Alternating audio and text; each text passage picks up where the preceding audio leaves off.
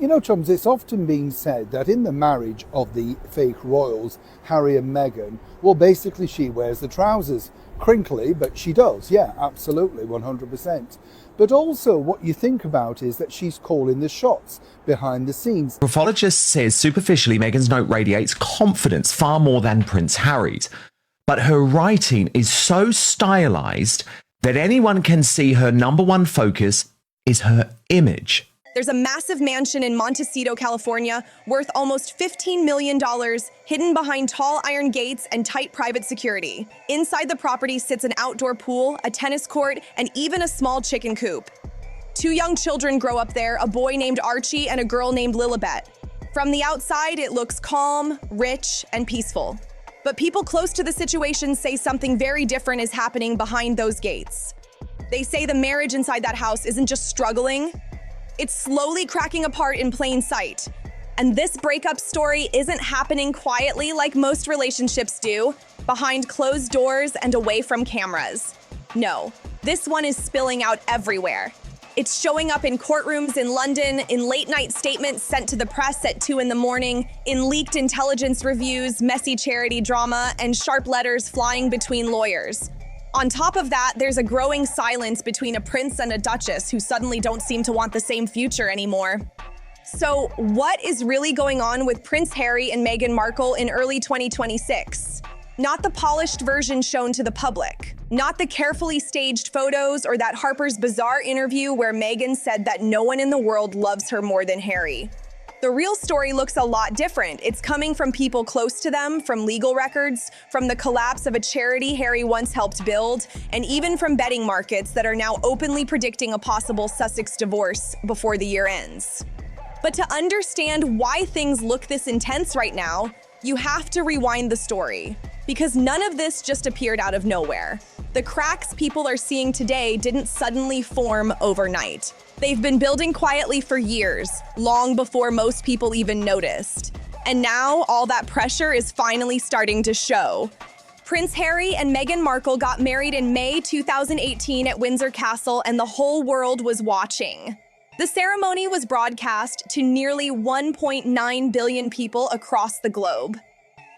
For many viewers, it felt like a brand new chapter for the royal family. A modern moment. A biracial American actress stepping into one of the oldest monarchies on the planet.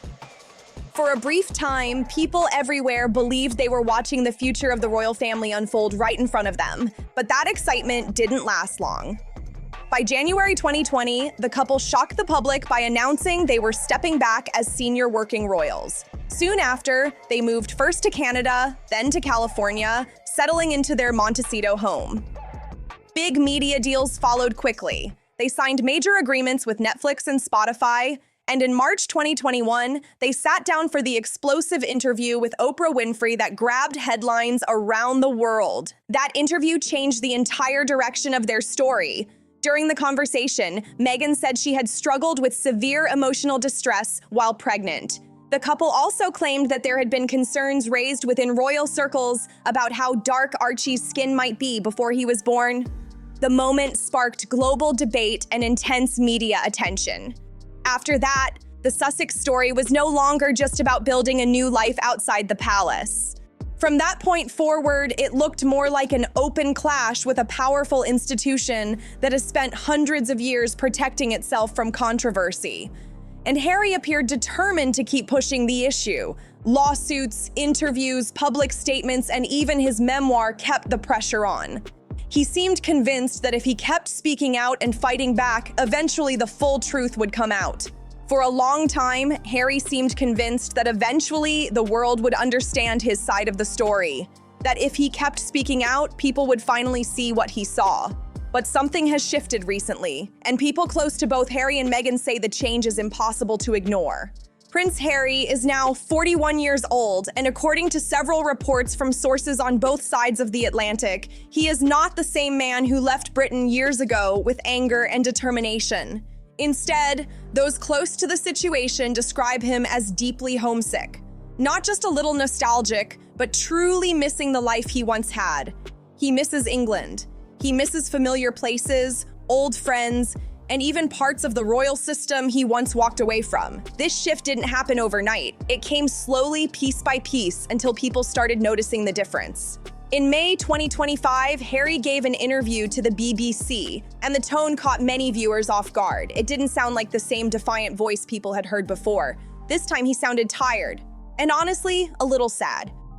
During that interview, Harry said his father, King Charles, was no longer speaking to him because of what he called this security stuff. He also admitted there was no point continuing to fight anymore. But the moment that really made people stop and listen came when he quietly said, "I don't know how much longer my father has." That one line suddenly changed how many people saw the situation. Because the truth is, Harry is watching his father face a serious illness. Not in a dramatic way, but slowly over time. So Prince Harry flies back when it's announced that his father, the king, has got cancer. They have a 30-minute meeting, and then the prince, as soon as he can, flies straight back to the West Coast. Seemed odd. You'd have thought he might have tried to reconcile with his brother, other members of the family. But oh no! No. He was back in California presenting at an awards ceremony. All of which says to you, the trip to England was just for show. King Charles was diagnosed with an undisclosed form of cancer in February 2024, and he has been receiving treatment ever since. By December 2025, palace officials said the treatment had moved into what they described as a precautionary phase. On the surface, the palace describing King Charles's treatment as a precautionary phase may sound comforting. But for families dealing with serious illness, that kind of wording can also signal something deeper. It often means people are quietly preparing for what the future might bring. And Harry understands that reality better than most. When he was just 12 years old, Harry experienced the sudden loss of his mother, Princess Diana, in the tragic Paris car crash. That moment shaped his life forever. Because of that history, people close to him say he does not want another chapter of his life defined by distance and silence. He reportedly doesn't want his father slipping away while their relationship remains frozen. In September 2025, Harry traveled to London and met King Charles at Clarence House for the first time in about 19 months. The palace stayed very quiet about the meeting. Almost no details were shared publicly, but Harry's team later described the moment as warm, saying he was welcomed as family rather than treated like an outsider. The meeting itself was short, but it carried huge emotional weight. After returning to California, insiders say something shifted inside Harry. The visit seemed to stir up powerful feelings about Britain, about his roots, and about where he truly belongs. According to several reports, he began talking more and more about spending extended time in the UK. He brought it up repeatedly in conversations with people around him, including Meghan. And that's where the real tension reportedly began. Meghan Markle, now 44 years old and raised in Los Angeles, is said to have little interest in moving back to Britain. Multiple reports in January 2026 describe the disagreement as deeply emotional. One insider claimed the issue has become a major divide between them. Another source summed it up bluntly, saying he and Meghan are broken in a lot of ways, and that Harry's growing desire to reconnect with Britain could become the issue that finally pulls them apart. To understand why Meghan reportedly has no interest in returning to Britain, you have to look back at what her experience there was actually like. When she first arrived in 2016 as Harry's girlfriend, the attention from the British press started almost immediately. Even before their relationship was officially confirmed, headlines were already forming around her background and identity. One newspaper described her as coming from a neighborhood near Compton, which many observers saw as a loaded reference to a predominantly Black area. In reality, Meghan grew up in Hollywood Hills, a very different environment. From the start, the tone of some coverage felt sharp and personal, and the attention only grew more intense as the relationship became public. By 2019, when Meghan was pregnant with Archie, the pressure had clearly taken a toll. In a documentary filmed during that time, she admitted that living in Britain felt overwhelming. She said the environment around her had become extremely difficult and that very few people had stopped to ask how she was coping with everything happening around her. Then in 2021, during the highly watched interview with Oprah Winfrey, Meghan spoke even more openly about how low she had felt during her time as a working royal. She said that at one point she had struggled so deeply that she questioned whether she wanted to keep going. The interview shocked audiences worldwide and intensified the debate surrounding the royal family. At the same time, Buckingham Palace had launched an internal review into claims that Meghan had bullied staff members during her time in the royal household. Those claims came from several former employees. However, the full findings of that review have never been publicly released. The matter was quietly set aside after Queen Elizabeth II passed away in September 2022, leaving many questions unanswered to this day. So when Harry returned from his 2025 meeting with King Charles and began talking about spending more time in Britain, people close to the couple say the two of them heard very different meanings in that idea. Harry seemed to be thinking about family, about his father's health, and about reconnecting with his roots. But for Meghan, the thought of going back reportedly brings up painful memories.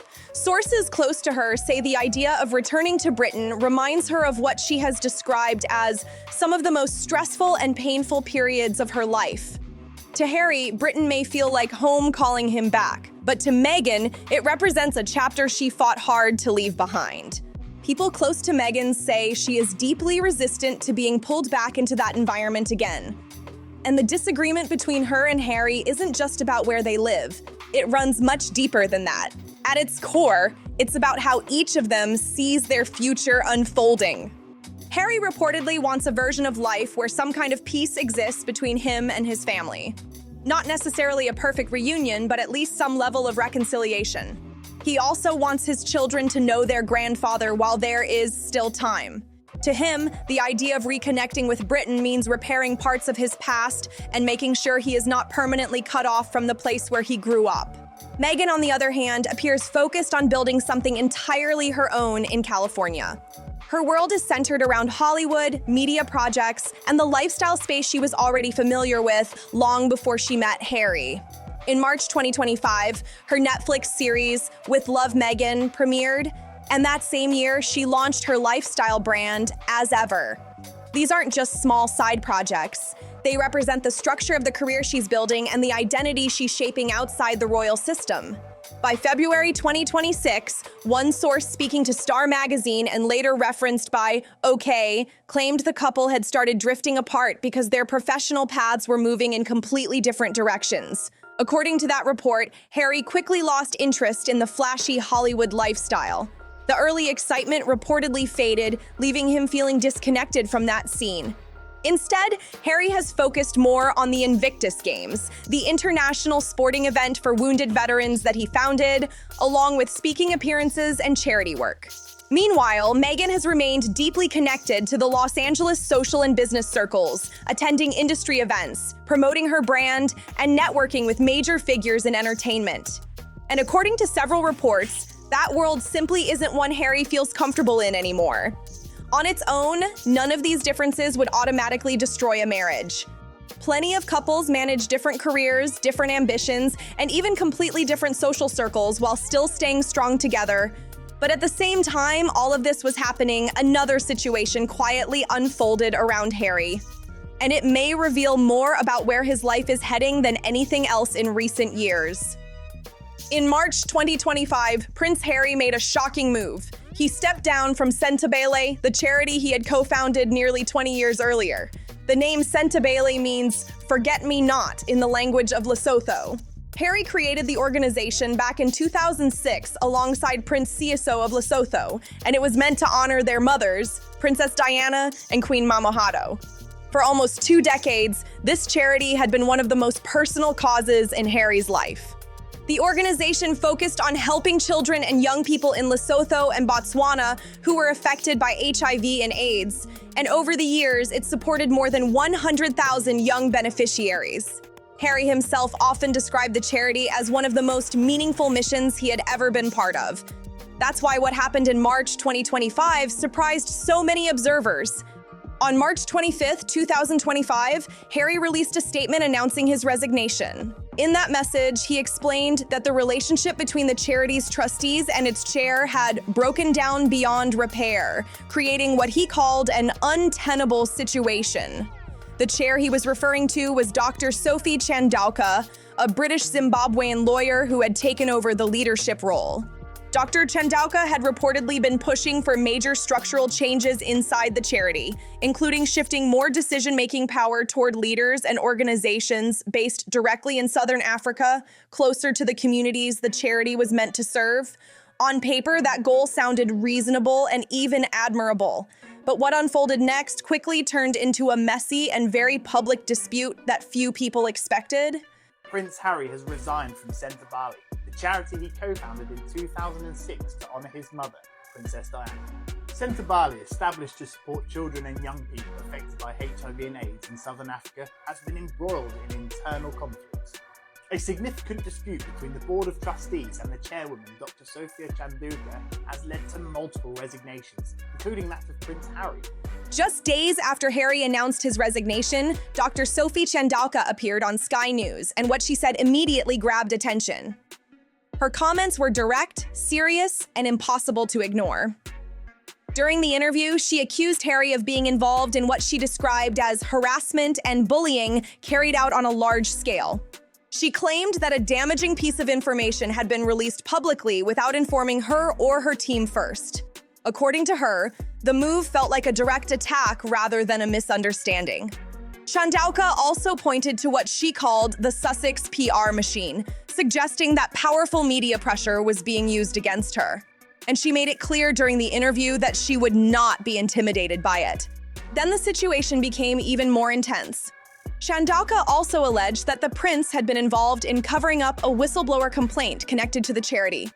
During the discussion, she used the term misogynoir, a word used to describe the combined effects of racism and misogyny directed toward Black women. That claim quickly sparked debate and pulled the charity dispute into a much bigger public conversation. Harry strongly denied the accusations.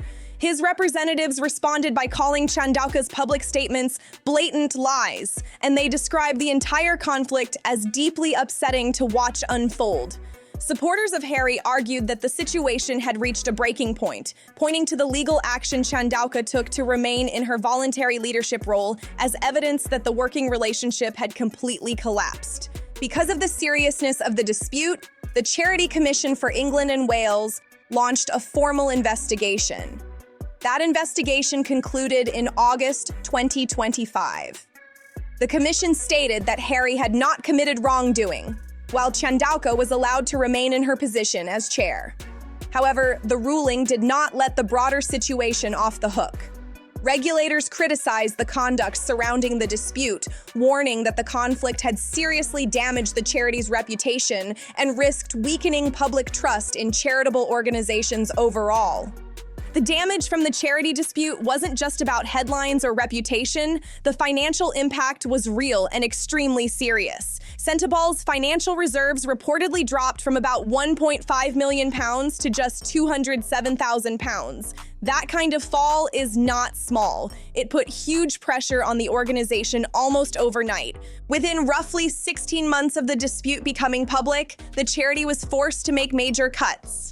Jobs were reduced across 3 different continents, and the future of the organization suddenly looked uncertain. For a charity that Prince Harry helped build over 2 decades in honor of Princess Diana, the situation has been painful for many people involved. A source familiar with the situation told Newsweek that Harry and his co-founder were absolutely devastated by what had happened. But emotional reactions alone do not repair finances or rebuild trust inside an organization. The Centibar situation also sparked deeper conversations about Harry's leadership style and the environment around his projects. In some reports, the word abusive has appeared in discussions about internal conflicts connected to his teams. Supporters strongly dispute those claims, but critics argue the accusations didn't appear out of thin air. They say the concerns come from patterns that have been discussed by former colleagues and staff members over time. One detail that often gets mentioned is the high staff turnover surrounding Harry and Meghan's organizations. By January 2026, reports had tracked dozens of people who had left roles connected to the couple over the past several years. The list included communications directors, chiefs of staff, PR executives, program managers, and senior aides. For example, their chief of staff, Josh Kettler, stepped down in 2024 after only 3 months in the role. Then in June 2025, 4 additional aides left Archewell during a single round of departures. By December 2025, reports suggested that much of the remaining team connected to Archewell Philanthropies, the charitable branch that evolved from their original foundation, had either resigned or been let go. And according to sources familiar with the nonprofit world, that level of turnover has raised serious questions behind the scenes about how stable the organization really is. One source speaking to a British outlet made a comment that caught a lot of attention. The source said Harry and Meghan have hired some of the most talented professionals at the top of their industries, yet somehow the partnerships rarely last. Again and again, people join their team, and then eventually leave. That observation sits awkwardly beside earlier bullying allegations made against Meghan during her time as a working royal.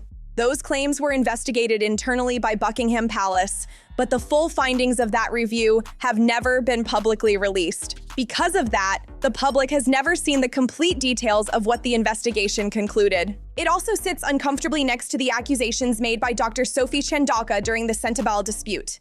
And beyond that, there were reports from anonymous former Spotify employees who allegedly gave Meghan some unflattering nicknames during the production of her podcast, Archetypes.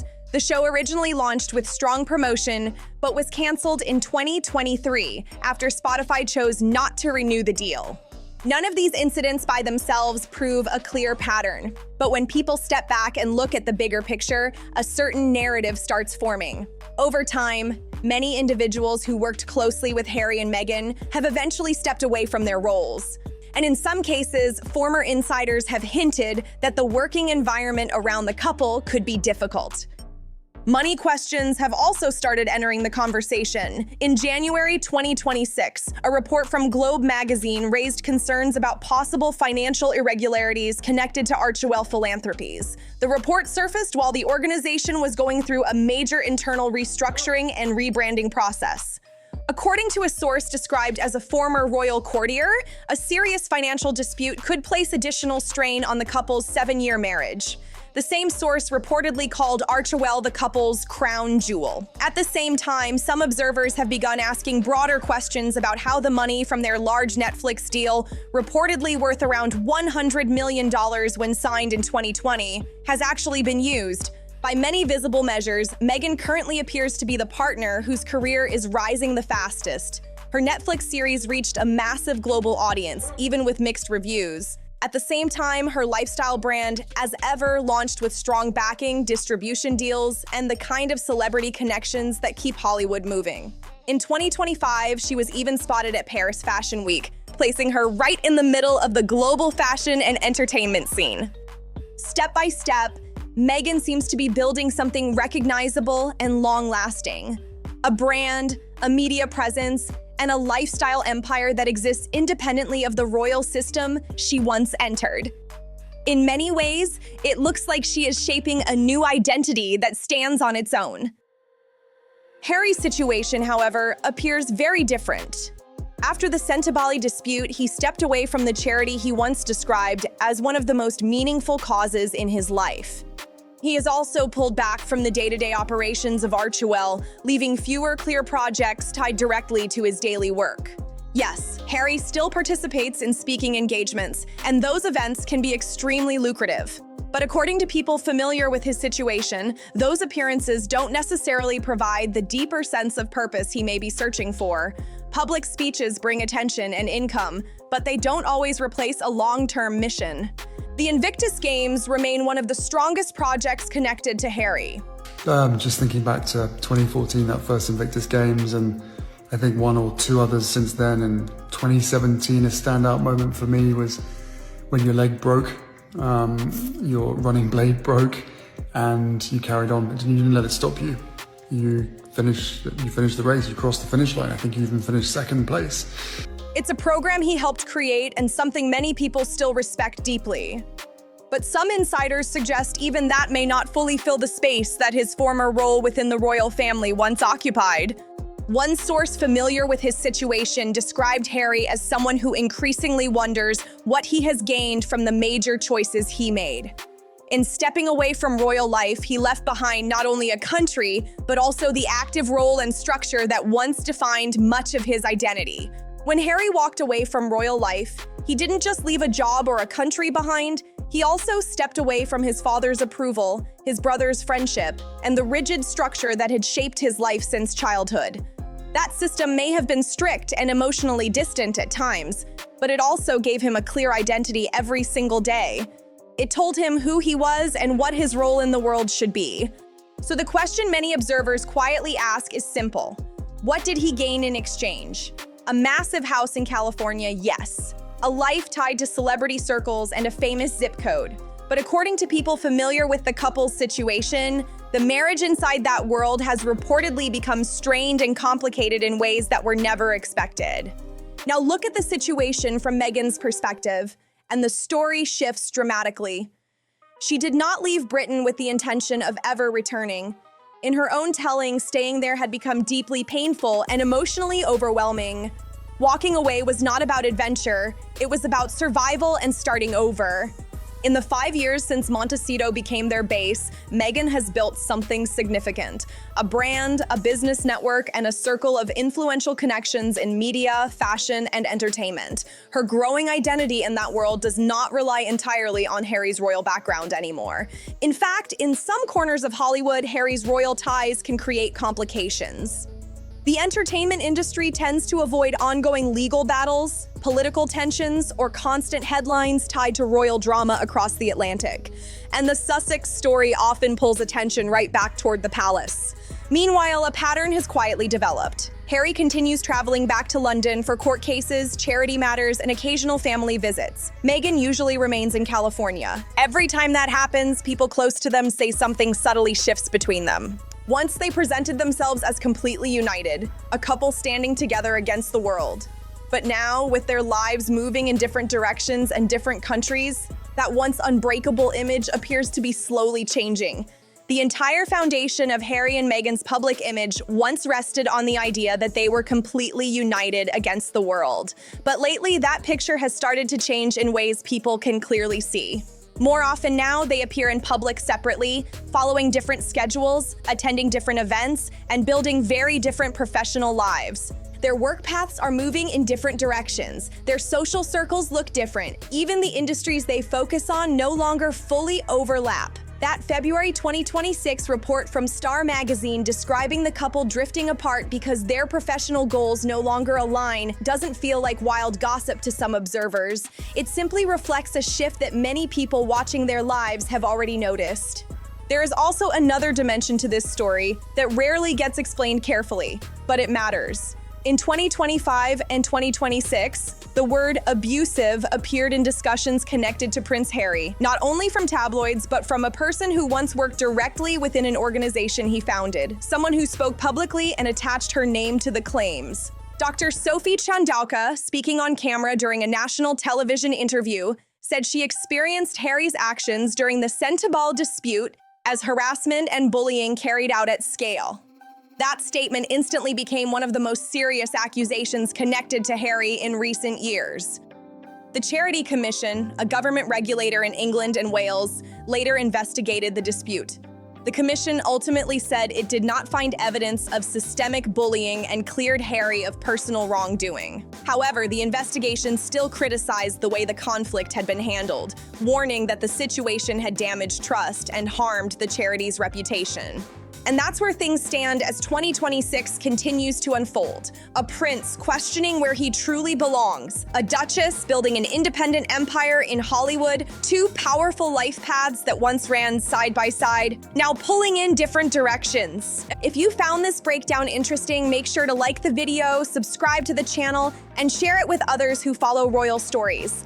And let me know what you think in the comments below. Do you believe Harry and Meghan will eventually find their way back to the same path?